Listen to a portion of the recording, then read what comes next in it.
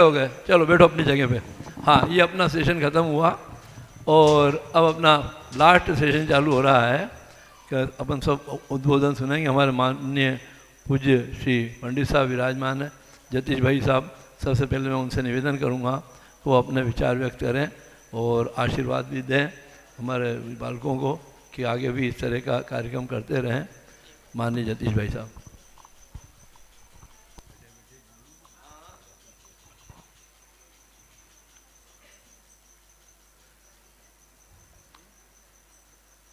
बड़ा आनंद का शिविर था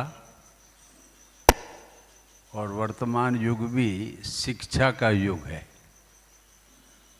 और उस शिक्षा का जो शुभारंभ किया शिविरों का वो हमारे स्वामी जी कांजी स्वामी की प्रेरणा से प्रारंभ हुआ था। उसके बाद में यह उन्होंने तो आध्यात्मिक शिविर का प्रारंभ किया था, किंतु हमारे कुछ और विद्वान इसमें जागृत हुए जिन्होंने चारों अनुयुगों के शिविर लगाकर हम साधर्मी भाई बहनों को चारों अनुयुगों का ज्ञान करा दिया, जिससे ये कोई हमारे साधर्मी भाई पर यह आरोप नहीं लगा सकता कि ये एक अनुयुग के शिक्षक हैं। आज जो हमने यह कर्णानुयोग का शिविर लगा है और वह कर्णानुयोग का जो शिविर लगा है, इस शिविर में भाई साहब के द्वारा चारों अनुयोग की बात आती थी। मात्र कर्णानुयोग की तो बात विशेष रूप से आती थी, किंतु तीनों अनुयोग की बात अब आती थी। जैसा उन्होंने यह जानन का सिद्धांत दिया, यह द्रव्यानुयोग का महान सिद्धांत है और ये जो सिद्धांत दिया तो ये सिद्धांत आप अपना उपयोग में लगाना। माता बहनें घर में सब काम करेंगी, रोटी पानी भी बनाएंगी, तो उस समय क्या वचन निकलना चाहिए? जानन, मैं रोटी बनाती हूँ, ये अभिमान निकल जाएगा, अहमपना निकल जाएगा, ममपना निकल जाएगा, कर्तृत्वपना निकल जाएगा, भोक्तृत्वपना निकल जाएगा। किसके सिद्धांत को अपनाने से? जानन के सिद्धांत को अपनाने से।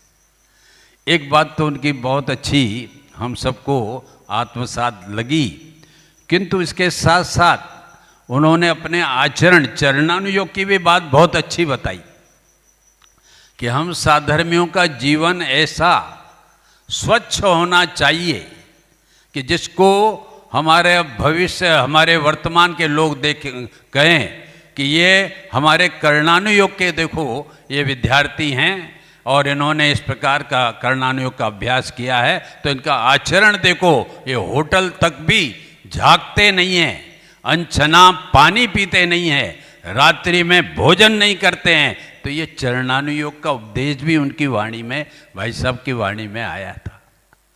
और द्रव्यानुयोग का तो मैंने बता ही दिया, चरणानुयोग और कर्णानुयोग की बात भाई साहब हमको 8 दिन तक बताते रहे। तो इस प्रकार से ये शिक्षा का युग है, किंतु इस शिक्षा के युग में 2 प्रकार की शिक्षाएं हैं, एक लौकिक शिक्षा और एक लोकोत्तर शिक्षा। आज बालक से लेकर युवा तक लौकिक शिक्षा की ओर दौड़ते नजर आ रहे, भागते नजर आ रहे और उनका जीवन उसमें समर्पित होता हुआ जा रहा है। किंतु ये शिविरों के माध्यम से आज मैंने ये देखा कि हमारा युवा वर्ग जो हमारे धर्म का नाम सुनते ही वह कह देता है ना, बुजुर्गों आप करो धर्म, हमें धर्म से नहीं करना है। वह धर्म से दूर भगता था, किंतु इस शिविर ने यह सिद्ध किया कि नहीं, युवा भी धर्म समझने के लिए तैयार है, किंतु वैज्ञानिक पद्धति से सीखने के लिए तैयार है। वो हमारे भाई साहब ने ये सिद्ध कर दिया। यहाँ जितने भी युवक आए हैं देखकर बहुत प्रसन्नता हुई। मैंने भी देश में अनेकों शिविर अटेंड किए, वो आध्यात्मिक शिविर थे, किंतु उन आध्यात्मिक शिविरों में 5% लोग समझने आते थे और इस कर्णानुयोग में मैंने देखा कि 75% लोग समझने के लिए आए। इसलिए इस युग में ऐसे शिविरों की आवश्यकता है कि जिससे हमारा युवा वर्ग, युवतियां, आज देखो ना, जितने भी अपने उद्गार व्यक्त करने आए थे वे अधिकतर तो युवतियां ही थी। वृद्ध तो माता एक थी और युवा माता दूसरी थी। बालिकाएं ही हमारी, जिनको ये शिविर में आने से माता पिता उनको जबरदस्ती लाए हैं कि एक बार देखो तो सही, तुम लौकिक शिविर के पीछे पड़े हो और लौकिक शिविर करके तुम जीवन में क्या करोगे, दुख पाओगे। यदि आध्यात्मिक शिविर और ये हमारे कर्णानी योग का शिविर जीवन में नहीं होगा तो लाखों करोड़ों अरबों रुपया तुम्हारे पास हो जाएगा, किंतु तुम्हारा जीवन दुखमय ही रहेगा। सुख अगर दिलाने वाला है तो ये आध्यात्मिक और ये कर्णानी योग के शिविर हैं कि जो हमें शिक्षा देकर हमारा आत्मा का कल्याण की ओर ले जाने वाले हैं। इसलिए अधिक समय मेरे पास नहीं है और भाई के आपके भी पास नहीं है। बातें तो आपको मैं यहाँ बैठे बैठे दिन भर तक सुनाता रहूं और आप उठे भी नहीं, समझे। किंतु इतना आप समय लीजिए कि जो उन्होंने एक मंत्र क्या दिया, महामंत्र, जिस मंत्र को आपने अपने घर में लिखना। आप अपने घर में, कुछ हमारे ऐसे भी लोग हैं कि हमारा तो घर सुंदर है, दीवार पर लिखा देंगे तो दीवार बिगड़ जाएगी। ऐसे भी योग है। अरे जिनवाणी तो घर में चाहिए, किंतु आपके कमरों में एक जरूर फोटो मिलेगी। क्या मिलेगी कि जब हम जोकर बने थे, दूल्हा बने थे और वह दुल्हन बनी थी, वह जोकर का फोटो हमारे घर में जरूर होगा, किंतु जिनवाणी का फोटो नहीं होगा। जानन जानन जानन। इससे यह सिद्ध होता है कि हमारी मति कहां जा रही है। हमारी मति संसार में परिभ्रमण की ओर जा रही है। हमारी शिक्षा, वह लौकिक शिक्षा, संसार को बढ़ाने वाली चल रही है और ये लोकोत्तर शिक्षा, ये हमारे संसार को काटने वाली शिक्षा है। इसलिए घर का वातावरण भी आप अपने घरों में जिनवाणी लिखाइए, जिससे, क्योंकि आजकल तो 2 ही स्वाध्याय हो गए। क्या स्वाध्याय? सुबह उठो, आंख खुले तो अखबार चाहिए और मुंह खुले तो बेड टी चाहिए। 2 स्वाध्याय हो गए। ये स्वाध्याय है ही नहीं जिनवाणी का हमारे घर में। अरे घरों में तुम डाइनिंग टेबल पर भोजन करते हो तो चित्र कैसा लगाते हो? वो आम बड़ा, सेवफल बड़ा, पपीता बड़ा, क्योंकि तुमको उसमें जाना है।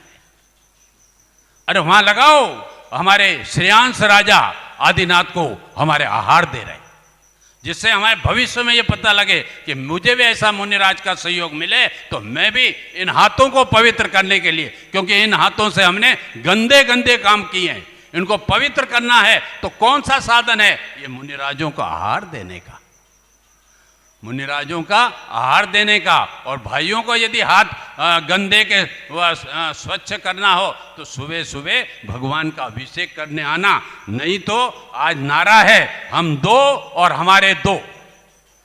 हमारे 2 माने हमारे तीर्थंकर का नारा तो यह है कि 2 और हमारा 1, किंतु वर्तमान में भारत का नारा है कि हम 2 और हमारे 2, हम पति पत्नी और हमारे 2, लड़का और लड़की। और सुबह सुबह क्या होगा कि स्कूल भेजना पड़ता है तो वह धर्म पत्नी कहेगी कि तुम मुन्ने का स्नान करवा दो और वह पत्नी कहे मैं मुन्नी का स्नान करा दूं। और यदि वह महाराजा भगवान का अभिषेक करने आ गया तो मुन्ने का अभिषेक से बच जाएगा। इसलिए युवा वर्ग ध्यान रखना, पुरुष वर्ग ध्यान रखना, यदि मुन्नी मुन्ना के अभिषेक से बचना हो तो सुबह सुबह भगवान का दरबार में इन हाथों को पवित्र करने के लिए जरूर आना, तो जिससे हमारा जीवन पवित्र हो जाएगा। ऐसे अनेक बातें हैं। इसलिए अपना जीवन और अपना वातावरण घर का ऐसा सुंदर, क्योंकि अभी तो वातावरण नरक का बना रखा है, 5 इंद्रिय के विषय कषायों का। उस वातावरण को आप बदलो, धर्म का वातावरण बने, ये नरक का वातावरण जाए। क्यों कि आपको मालूम होना चाहिए क्रिकेट का विश्व होता है तो सारे टीवी में क्रिकेट, सारे अखबारों में क्रिकेट, सारे जगह क्रिकेट क्रिकेट की बात करते हैं। ऐसे ही घर में ऐसा वातावरण दो कि सबके हृदय से धर्म की चर्चा निकले, धर्म के उद्गार निकले, तो वह घर स्वर्ग बनेगा। इसी पवित्र भावना के साथ मैं अपनी बात। कई सालों बाद आज भाई जी की वो बुलंद आवाज़ सुनने को मिली, बहुत आनंद आया। भाई साहब, भाई जी की तो आवाज़ ऐसी है, हजारों हजारों लोग बैठे रहते थे और इनकी आवाज़ जब निकलती थी एकदम साइलेंट, और सब इतने प्रभावित होते थे कि जो एक कहते थे उसको बराबर फॉलो करते थे। ऐसे भाई जी का आज हमको सौभाग्य से उद्बोधन सुनने का मौका मिला। बहुत बहुत उनके आभारी हैं और बहुत कृतज्ञ हैं, उन्हें कृपा की और आए। और अब मैं आमंत्रित कर रहा हूँ हमारे यहाँ नसिया जी के जो प्रमुख कर्णधार हैं, योगेंद्र जी काला और कमल जी काला। योगेंद्र जी आप कमल जी काला विचार व्यक्त करेंगे। कमल जी साहब काला।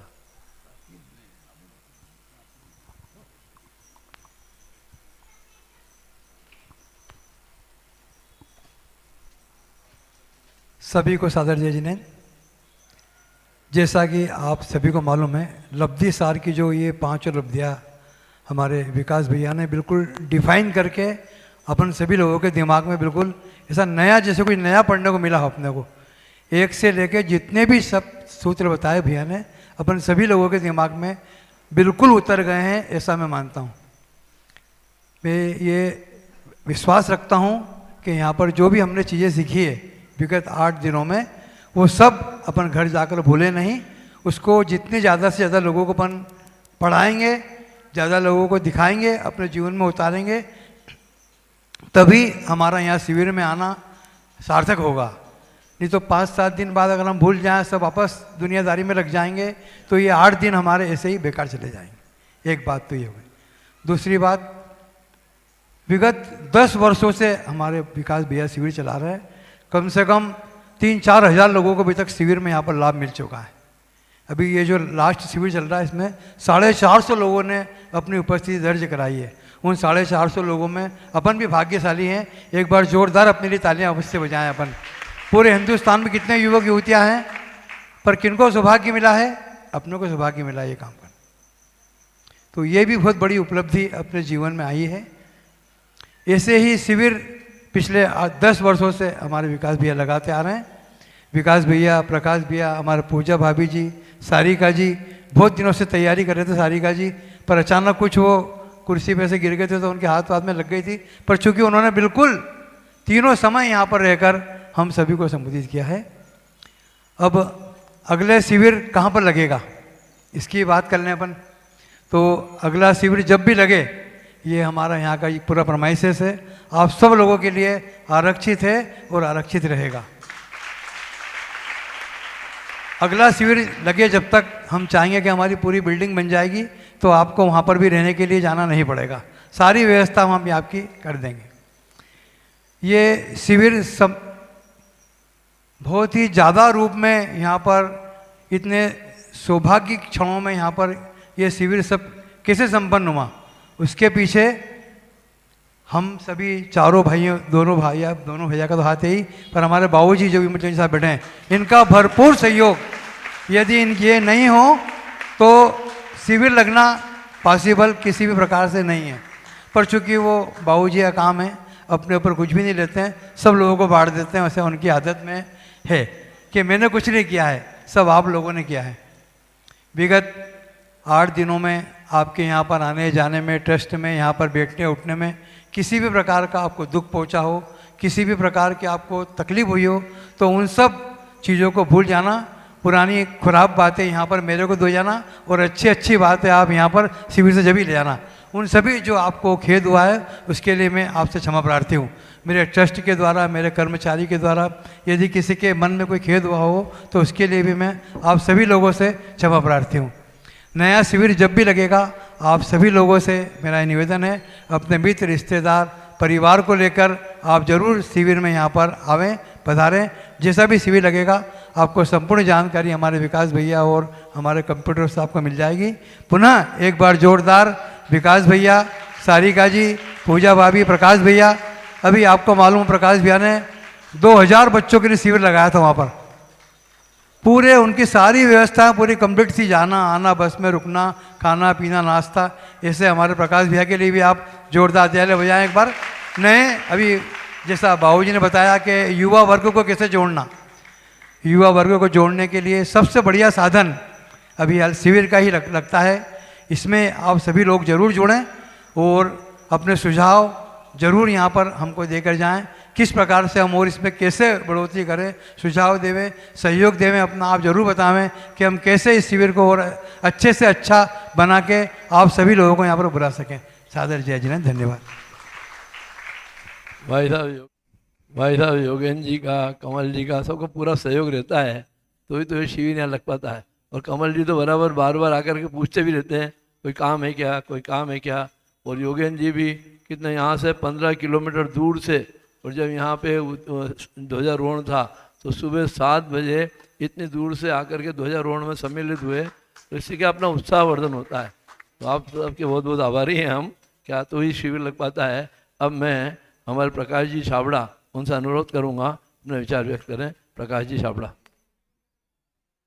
मानी मंच, एक्चुअल में ये जो मंच बनाया है वो सोच समझ के बनाया है, क्योंकि बोलने वाले गर्मी सहन कर सकते हैं। ये मंच पे बैठे हैं तो उनको बैठने की ठंडी अपने आप आ रही है।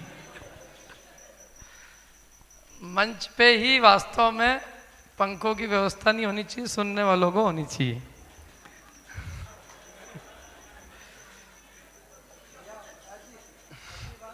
नहीं, मैं तो बता रहा हूँ अच्छी बात है। कम से कम जो है ना, मंच वालों को भी पता चलना चाहिए टाइम कितना हो गया है।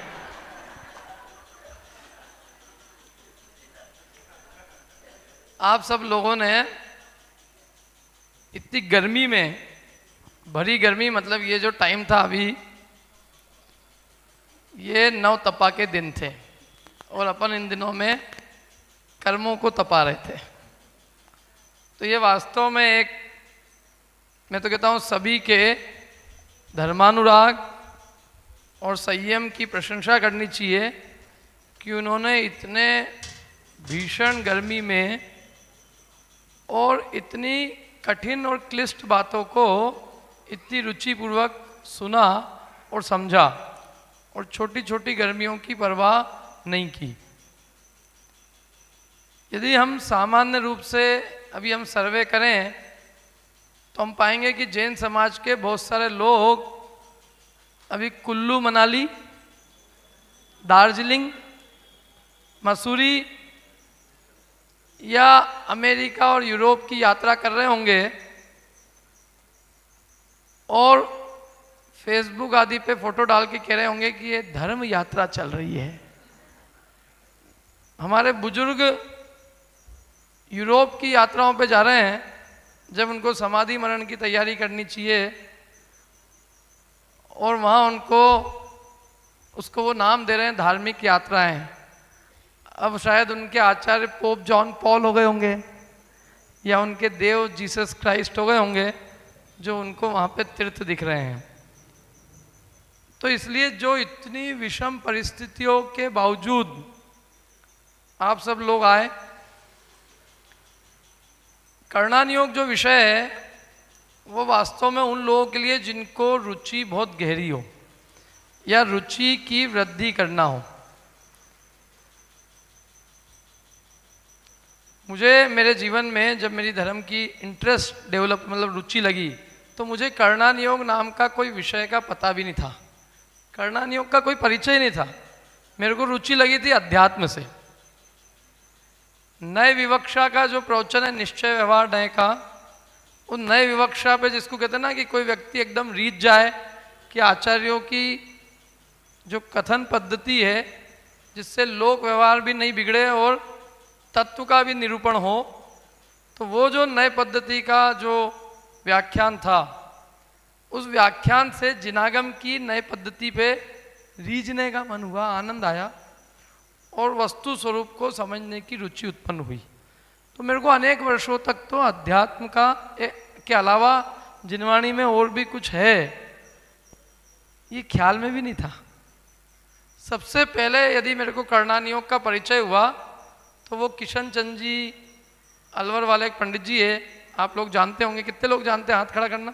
हाँ, वो उज्जैन में आए थे, क्षीर सागर में, और उन्होंने वहाँ पे कुछ बातें ली ऐसी, तो हम ये समझते थे क्योंकि हम अध्यात्म के प्रवचन सुनते सुनते सब सुन चुके थे लगभग, तो हमने कहा ये वही सुनाएंगे जो हमने सुन रखा है, लेकिन पहला प्रवचन सुना हमने तो हम तो आंखें फाड़ के देखते ही रह गए, क्योंकि आधी समझ में आई, आधी नहीं आई, और जितनी आई वो भी सब नहीं थी। और वे अकृत्रिम चैत्यालयों की संख्या बताते थे, तो बिना देखे, बिना कोई किताब का सहारा लिए, और वो एक एक विमान के अकृत्रिम चैत्यालय, अलौकिक गणित और सारी चीजें एकदम उनके मुख पे थी। पहली बार ऐसा लगा कि ये भी कुछ चीज है। और गणित के तो हम स्टूडेंट थे ही, तो हमको एक चीज पढ़ने के लिए और मिल गई, जिसको कहते हैं जीने का सहारा चाहिए, पढ़ने के लिए विषय चाहिए। क्या है कि जिनको पढ़ने की आदत है वे उनको विषय चाहिए। करना नियोग है ही उन्हीं के लिए जो बिल्कुल फ्री हो। जिनको अभी धर्म का कुछ भी नहीं ज्ञान है, मैं उनको कहता हूं कि पहले तुम अध्यात्म ग्रंथों का स्वाध्याय करो। अरे और कुछ नहीं तो छेड़ाला पढ़ो, बृहद द्रव्य संग्रह पढ़ो, प्रवचन सार पढ़ो, समय सार पढ़ो, इष्टोपदेश, समाधि तंत्र, ये पढ़ो। बहुत रोचक है ये। इससे लगेगा कि धर्म आनंदमय है, धर्म भी सुख का मार्ग हो सकता है। तो इसलिए अध्यात्म ग्रंथ जो है वो नवीन लोगों के लिए अमृत स्वरूप है। और अभी भाई जी ने बताया था कि ये जो शिविरों की जो श्रृंखला चालू हुई थी गुरुदेव के द्वारा, तो वो उसके अंदर लोगों को धर्म में आनंद आने लगा। पहली बार ऐसा लगने लगा कि धर्म से भी सुख की प्राप्ति हो सकती है और धर्म में भी कुछ सीखने का है। तो वो जो परंपरा थी शिक्षण शिविर आदि की, वो एक्चुअल में चालू तो आध्यात्मिक शिविरों की हुई थी। लेकिन एक चीज़ है कि जो आध्यात्मिक शिविर है वो हमारे यहाँ पिछले लगभग 80 साल से खूब हुए, और अब आध्यात्मिक शिविरों के द्वारा लोगों ने काफ़ी अध्यात्म समझ भी लिया। अब वो जो विषय बच गए थे और जिनकी पढ़ाने की ज़रूरत है, अध्यात्म के लिए पढ़ाने की कम और समझने और श्रद्धान की आवश्यकता ज़्यादा है। और करना नियोग में पढ़ने पढ़ाने का काम बहुत है, समझने समझाने का काम है, क्योंकि इसमें गणित है, सिद्धांत है। वो चीज़ें जो है बिना किसी की सहायता के समझ में आना मुश्किल है। तो वो दौर फिर से चालू हुआ और करना नियोग के शिविर भी चालू हुए। किशन चंद जी अलवर और भी उज्ज्वला बहन है, अनेक लोग हैं। मैंने करना नियोग चालू इसलिए किया था क्योंकि लोगों को परिचय नहीं था, लेकिन लोग उससे ही जानने लग गए मेरे को कि करना नियोग विशेषज्ञ। मैंने उनसे कहा भैया मेरे को दूसरी भी चीज़ें आती है। नहीं वो तो ठीक है पंडित जी होती। तो फिर मैंने कहा, मैं त्रिलोक सार लोगों को दिखाता था क्योंकि लोगों को त्रिलोक सार का कुछ ज्ञान नहीं था। कोई नया विषय हो, लोगों को ज्ञान हो, तो लोग यही समझने लग गए कि इनको त्रिलोक सार ही आता है। तो हमने गाड़ी बदली। क्या हमने कहा भाई तुम अभी एक काम करो, छेड़ाला, रत्नगण शावकाचार, तत्वार सूत्र ये भी पढ़ो। वास्तव में जो आज की जो पीढ़ी है और जो 99% जो जनता है, उनको ये जो हमारा शास्त्री का जो कोर्स है और जो अध्यात्म ग्रंथ और जो चरणान योग के बेसिक है, उसकी बहुत मूलभूत आवश्यकता है। जीवन के व्यवहारिक चीज़ों को सुलझाने के लिए हमारे आचार्यों ने जो शास्त्रों में सूत्र दिए हैं, उन सूत्रों को पढ़ने की ज़रूरत बहुत है। क्योंकि कोई चीज़ शब्द में आना और अपनी लाइफ में आना, उसमें बहुत बड़ा अंतर है। हम जब रियल लाइफ में जाएंगे तब हमारा यहाँ जो सीखा हुआ जो शब्द है, या हमने जो भी यहाँ भाषण भी दे दिया, मैंने दे दिया, काम वो नहीं आएगा। काम वो आएगा हमारी लाइफ में जो हमारा श्रद्धान होगा। क्योंकि जब हम पंचेंद्रिय के विषयों की चकाचौंध में उतरेंगे, जब पूरी दुनिया हमारे से उल्टी होएगी, तब हमारा रियल लिटमस टेस्ट होगा, रियल टेस्ट होगा कि हमारा वास्तविक श्रद्धान और ज्ञान कितना है। और वो चीज़ के लिए हमें स्वयं को चारों अनुयोगों का अभ्यास करने की नितांत आवश्यकता है। इस शिविर के द्वारा अभी हमने करणान योग पढ़ा। मैं तो कहता हूँ आपको वैसे ही चरणान योग, प्रथमान योग और अध्यात्म ग्रंथों का भी उतनी गहराई से स्वाध्याय करने की नितांत आवश्यकता है। हमारे में से कई लोग यहाँ आए, शिविर के नाम से आए, लेकिन उन्हें अभी तत्वार सूत्र का भी बोध नहीं है। तो मैं उनसे रिक्वेस्ट करूँगा कि घर जाके थोड़ी मेहनत करें। लाइफ जितनी इजी और जितनी आरामदेह समझ रखी है हमने, जीवन वैसा नहीं है। करना नियोग हमारे को जीवन की दुर्लभता, मनुष्य भाव की दुर्लभता, ये सब चीज़ें बताता है और हमें अपने मनुष्य भाव का उपयोग करके मुक्ति को, मार्ग को प्राप्त करना ये सिखाता है। ये जो करना नियोग है ये आदमी को प्रमादी नहीं बनाता, क्योंकि इससे हमें अनंतता और पर्याय की जो हम जो शब्दों में बोलते हैं दुर्लभता, संख्या से जो रियल समझ में आता है तब हमको रियल ज्ञान होता है कि वास्तविक दुर्लभता इसकी क्या है। ऐसे ही प्रथमा नियोग की कहानियाँ हमको व्यवहारिक जीवन में कैसे जीना और महापुरुषों ने कैसे जीवन जिया और उन सिद्धांतों को अपने जीवन में कैसे अमल में लाया वो हमको सिखाती है। चरना नियोग हमारे को हमारा व्यवहारिक जीवन परम पवित्र बनाता है, वो इन सब की आवश्यकता है। हमारे आचार्यों ने न केवल श्रद्धान को सुधारा अपितु व्यवहारिक जीवन को भी कैसे परम पवित्र बनाए और हमारा जीवन कैसे सफल और सुखद रहे, इस सब की शिक्षा दी। मैं सबको यही कहूँगा जितने लोग आए हैं कि थोड़ा स्वाध्याय का अभ्यास और बढ़ाए, चारों अनियोग का अभ्यास करें, अध्यात्म ग्रंथों का और विशेष रूप से अभ्यास करें और व्यवहारिक जीवन में आने वाली समस्याओं से अपन ऊपर उठ के और संपूर्ण जीवन को धर्ममय बनाए। इसी भावना से मैं अपनी बात समाप्त करता हूँ। बहुत बहुत धन्यवाद। अंतिम वक्ता के रूप में मैं आमंत्रित कर रहा हूँ विकास जी छाबड़ा को, वो आए और क्या उनके विचार हैं वो व्यक्त करें। इसके बाद अपना कार्यक्रम पूर्ण हो जाएगा। क्या करना चाहते हो आगे, योजना क्या है, शिविर आगे लगने वाला है कि नहीं लगने वाला है, क्या होने वाला है, इधर जाइए।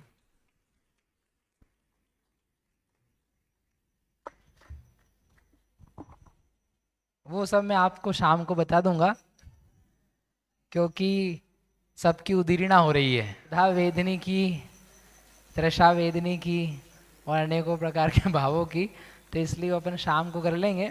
लेकिन मुझे बैठे बैठे एक अनुभव हुआ कि 2 घंटे बैठना कैसा होता है। आप लोग बैठे रहते थे 2 घंटे तक, भाई हमको पढ़ाना है, पढ़ाने वाला तो पढ़ा ही देगा, उसको क्या है पढ़ाने की मस्ती। हम तो कहते हैं पढ़ाते पढ़ाते अपने को तो आनंद आ रहा है, लेकिन वो जो नीचे बैठा है वो कैसे बैठा है, वो क्या क्या देख रहा है।